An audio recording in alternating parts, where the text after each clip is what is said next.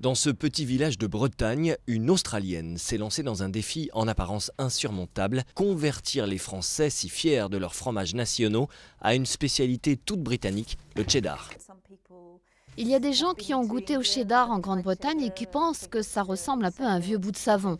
Donc c'est bien de pouvoir leur montrer, de leur faire goûter un véritable cheddar traditionnel.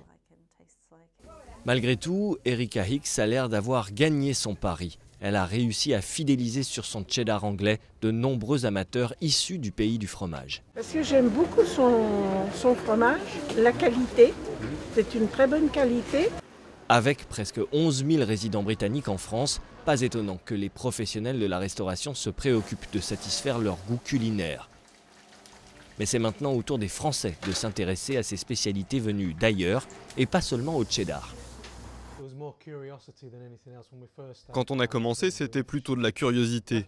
Mais après un certain temps, quand les gens ont commencé à goûter ou à entendre parler des gens qui avaient goûté, ils se sont mis au fish and chips.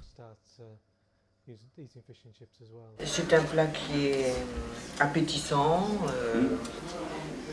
bien très frit d'ailleurs. Très bon, tout à fait anglais, c'est délicieux, exactement comme à la maison. Non loin de là, à Combourg, les consommateurs français peuvent profiter d'une véritable épicerie anglaise et de toutes les denrées qui font la richesse et la bizarrerie de la gastronomie britannique.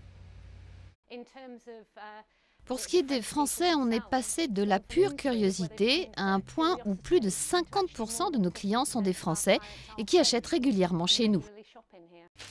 C'est sans doute une tendance particulièrement prononcée en Bretagne, mais en tout cas ici, l'intérêt pour ce qu'on mange à la table des Britanniques ne se dément pas.